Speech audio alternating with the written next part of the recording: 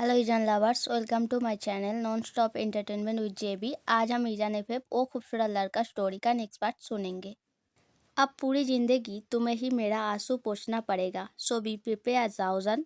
उसके बाद मैं भी तुम्हारा बहुत अच्छे से ख्याल रखूंगा, आई प्रॉमिस। तुम्हारे आंखों से कभी कोई आंसू गिरने नहीं दूंगा। इबो क्या कह रहा है, जाओजन को कुछ भी समझ नहीं आ रहा था।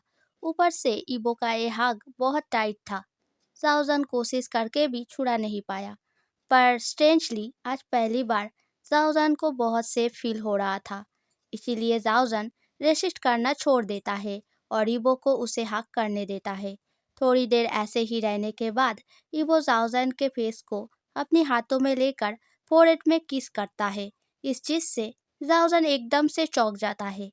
ये देखकर इबो केयरिंगली बोलता है, आज के बाद से तुम्हारा पूरा रिस्पॉन्सिबिलिटी मेरा हुआ और मेरा रिस्पॉन्सिबिलिटी तुम्हें लेना पड़ेगा। जाओसन सरप्राइज होकर पूछता है, पर क्यों? क्योंकि मैं तुमसे प्यार करता हूँ। मैं तुमको फोर्स नहीं करूँगा, पर तुम्हें भी मुझसे प्यार हो जाए इसका पूरा कोशिश करूँगा। तुम भी मुझसे डरना बंद कर दो प्लीज़, क्योंकि मैं चाहता हूँ तुम मेरे पास बहुत सेफ फील करो। जाओसन डरा डरा कन्फ्यूज आइज में इबो के तरफ देखता रहता है।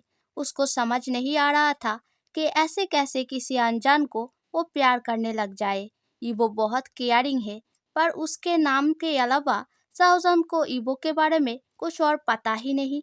पर फिर भी मन ही मन में जाओजन भी जानता था, मन के अंदर कहीं ना कहीं वो खुद भी इबो से अटैच हो चुका था। इबो का केयर, इबो का वार्म हग जाओजन का नीड बन चुका था, क्योंकि इससे पहले उसका ऐसा केयर कोई नहीं किया था। जाओजन इस प्यार के लिए न जाने कब से तरस रहा था।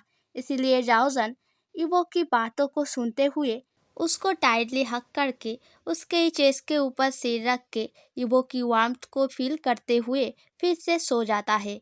जाओजन के इस बिहेवियर को देखकर इबो भी समझ जाता है जाओजन भी उससे कहीं ना कहीं प्यार करता है। मन ही मन में रिलीफ फील करते हुए इबो भी वैसे आधे बैठे आधे सोए पोजीशन में जाओजन को हक करते हुए सो जाता है। सपनों के अंदर जाओजन अपने माँ के गोद में सोया हुआ था। माँ से मुस्कुराते हुए बोल रहा था, क्या तुमने भगवान से कह के इबो को मेरे लिए भेजा है? वो बहुत अच्छा है, मेरा बहुत प्यार करता है। माँ मुस्कुराते हुए बोलता है, भगवान ने पहले से ही उसे तुम्हारे लिए ठीक करके रखा था, मेरे कहने की जरूरत ही नहीं पड़ी। तुमको क्या लगता है माँ, क्या ये वो अच्छा है? मुझे क्या उनसे प्यार करना चाहिए? माँ जाओजन के सिर पे हाथ फिराते हुए बोलता है, बिल्कुल बेटा, ये वो बहुत अच्छा लड़का है, वो तुम्हारा बहुत ख्याल रखेगा। ये दुनिया बहुत खराब है बेटा, वेरी टाइटली इबो का हाथ पकड़ के रखना, छोड़ना मत। सिर्फ इबो ही तुम्हें सारे खराब चीज़ों से सेफ रख सकता है। याद रखना, उसे गॉड ने तुम्हारे लिए चूज किया है, तो फिर कभी भी किसी भी हालत में इबो का हाथ मत छोड़ना। एक अच्छी लाइफ पार्टनर बनना, सुख हो या दुख हमेशा उसके साथ खड़ा रहना। अचानक बहुत दूर से धीमी धीमी पर बड़े प्यार से कोई जाओजन नाम कहकर पुकार रहा था। ये सुनकर जाओजन का मुंह मुस्कुराते हुए जाओजन से बोलता है, जाओ बेटा, तुम्हें तुम्हारा लाइफ पार्टनर बुला रहा है। जाओजन धीरे धीरे आंखें खोलकर देखता है, इबो बहुत वारिड फेस लेकर जाओजन को देख रहा है। इबो का फेस जाओजन के फेस के बहुत करीब था। उसके ऊपर जाओजन अभी भी इबो के गोद में ही सोया हुआ था। जाओजन कैसे इबो के हाथों से खुद को छुड़ाएगा, कुछ समझ नहीं पा रहा था।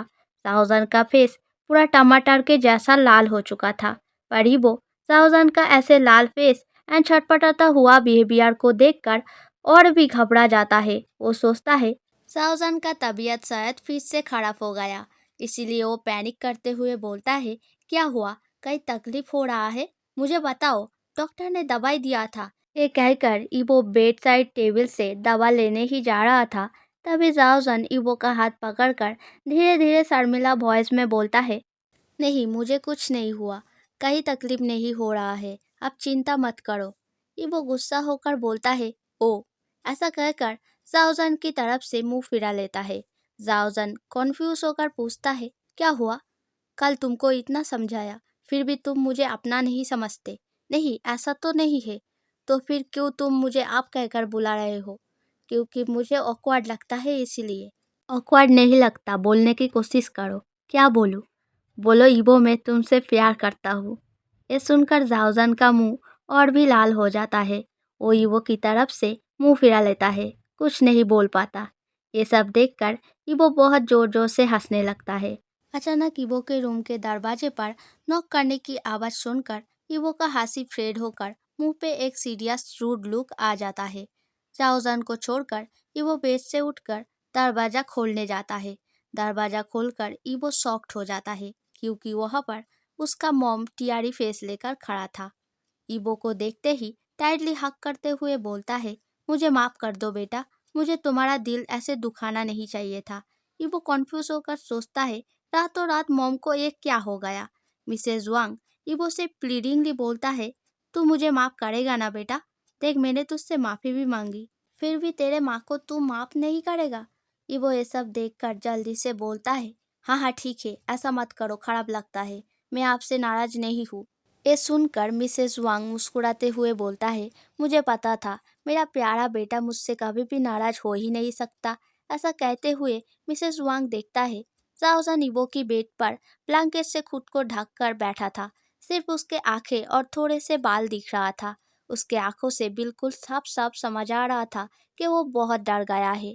जाओजन को इबो की बेड पर देखकर मिसेस वांग की फेस से हंसी गायब हो चुका था। वो इबो से पूछता है, तुम दोनों कल रात एक बेड पर सोए थे? इबो आईब्रो पे रिंकल लाते हुए बोलता है, क्यों, आपको कोई दिक्कत है? मिसेज वांग कुछ समझकर फिर से वापस बाला मुस्कान और भी ज्यादा फेस पर लाते हुए बोलता है, नहीं नहीं, मुझे तो खुशी है इस बात की कि मेरे बेटे को उसका पसंदीदा जीवन संगी मिल गया। मैंने कल पूरी रात सोचा, उसके बाद मुझे महसूस हुआ कि एक माँ होने के खातिर मुझे अपनी संतान की हर एक खुशी में खुश होना चाहिए। मैं जाओजन को इस घर की बहू का सम्मान देने के लिए तैयार हूँ। पर बेटा ईबो, एक सास होने के खातिर मेरा भी तो कुछ सपना है। मैंने सोचा था तुम्हारा बहू आकर इस घर की सारी जिम्मेदारी संभालेगा, सबके लिए खाना पकाएगा, मेरी थोड़ी सेवा करेगा।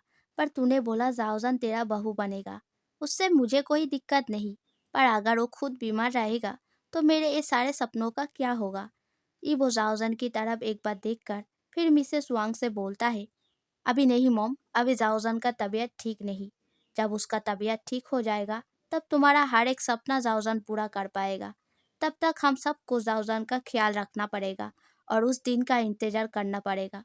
मिसेस वांग ये बातें सुनकर थोड़ा सा जेलस हो जाता है। वो मन में सोचता है, अब तेरे माँ से ज्यादा तुझे उस जाओजन की फिक्र ज्यादा हो रहा है। पर वो बाहर कुछ नहीं दिखाता। वही मुस्कुराते हुए फेस लेकर बोलता है, हाँ हाँ बिल्कुल बिल्कुल, ये भी कोई बोलने की बात है?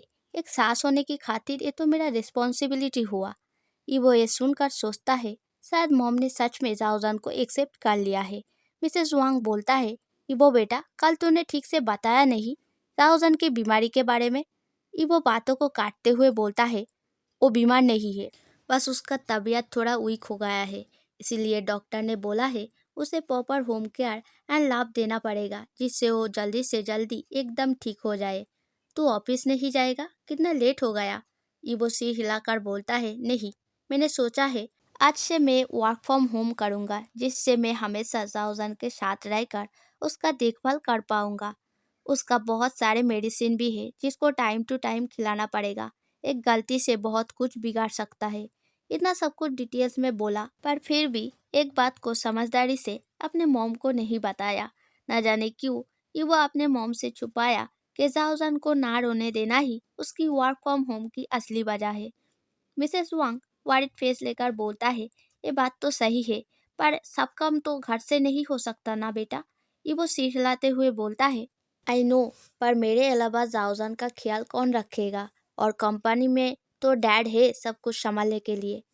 मिसेस वांग थोड़ी सी नाराजगी दिखाते हुए बोलता है, मेरे होते हुए तू ऐसा कैसे बोल दिया? उसका ख्याल रखने के लिए कोई नहीं है? मुझको कितना बुरा लगा तुझे पता है? मेरे कहने का मतलब तुम्हें ठेस पहुंचाना नहीं था मॉम, प्लीज़ बुरा मत मानो। ठीक है, मैं समझता हूँ, तू फिक्र मत कर, मैं जाओजान का पूरा ध्यान रखूँगा। मेरे बात सुन, तू ऑफिस जा। पर माँ, अरे मुझे बात तो पूरा करने दे। तू ऑफिस जा, जाके जो जो मुश्किल काम है जिसे घर बैठकर तू नहीं कर सकता वो सब कर कर हाफ डे लेकर वापस आ जा। फिर घर पे आकर बाकी का काम घर से कर लेना। सुन बेटा, मैं तुझे ऐसा करने को नहीं कहता, पर तुझे भी तो समझना पड़ेगा ना। तू कंपनी का कोई मामूली एम्प्लॉय नहीं, बॉस है। अगर बॉस ही ऑफिस नहीं आएगा तो फिर कंपनी के डूबने में 1 महीना भी नहीं लगेगा। और तेरा पापा इस थाउजेंड के बारे में भी कुछ नहीं जानता तो वो भी नाराज होंगे। डैड नहीं जानता मतलब मैंने तेरे पापा को नहीं बताया। तुझे भी पता है तेरा पापा कितना गुस्से वाला इंसान है। कुछ भी उनके नापसंद के हिसाब से बताओ, बस पूरे घर को सिर पर उठा लेंगे। और ये बात तो बहुत क्रिटिकल है। ऊपर से जाओजन का तबीयत भी खराब है। इस झमेले में अगर उसे कुछ हो गया तो। इसीलिए मैंने सोचा पहले जाओजन पूरा का पूरा ठीक हो जाए, उसके बाद फुर्सत से उन्हें बताऊंगा। तू क्या बोलता है? ये वो कुछ सोचते हुए सिर हिलाते हुए बोलता है, ठीक है, तो फिर जल्दी कर, ऑफिस के लिए तैयार हो जा, वरना तेरा पापा नाराज होंगे। ऐसा बोलकर मिसेस वांग वहां से चला जाता है। इवो दरवाजा बंद करके जाओजान के पास जाकर बैठता है। जाओजान अभी भी मिसेस वांग की डर से ब्लैंकेट के अंदर कांपते जा रहा था। इवो पूरा का पूरा जाओजान को अपने गोद में लेकर हक करते हुए बोलता है, तुम ऐसे ब्लैंकेट के अंदर क्यों घुस गए? क्या हो गया? एक तो जाओजन मिसेस वांग की डर से पूरा का पूरा कांप रहा था, उसके ऊपर इवो की ये हरकतें। जाओजन पूरा का पूरा लाल लाल फेस लेकर इवो की तरफ देखते हुए कपकपाते हुए वॉइस में बोलता है, मिसेस वांग ने देख लिया, अब क्या होगा? क्या देख लिया? मैं आपके बेड में बैठा हूँ। हाँ तो उसमें क्या हो गया? मेरे बेड पर मेरा वाइफ नहीं बैठेगा तो कौन बैठेगा? और मैंने मॉम को सब कुछ बता दिया। मॉम ने भी तुम्हें इस घर का बहू मानने के लिए तैयार है। बस अब तुम हाँ कर दो। साउजन ये सब सुनकर इतना साई फील कर रहा था कि वो फिर से अपने आप को पूरा का पूरा कॉम्प्लीटली ब्लैंकेट के अंदर ढक लेता है। वो इतना क्यूट हरकतें देखकर हंसते हुए बोलता है, अच्छा अच्छा ठीक है, ब्लैंकेट से निकलो, कुछ इम्पोर्टेंट बात करना है।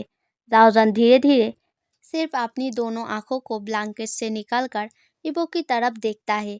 सुनो, मुझे ऑफिस जाना पड़ेगा। मेरे जाने के बाद से लेकर घर वापस आने तक तुम अपना पूरा का पूरा ख्याल रखना। सारे जो दवाई है वो सही टाइम पर लेना।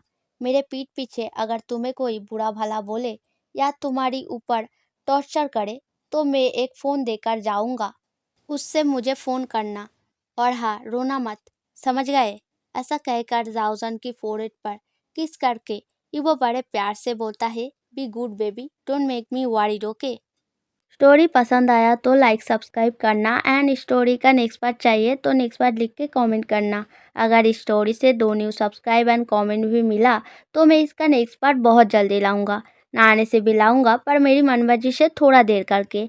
एंड जो लोग चुप चुप के सुन रहे हो, आप लोगों के लिए बस यही कहूँगा, if you like it then do subscribe, like, comment, don't be scared.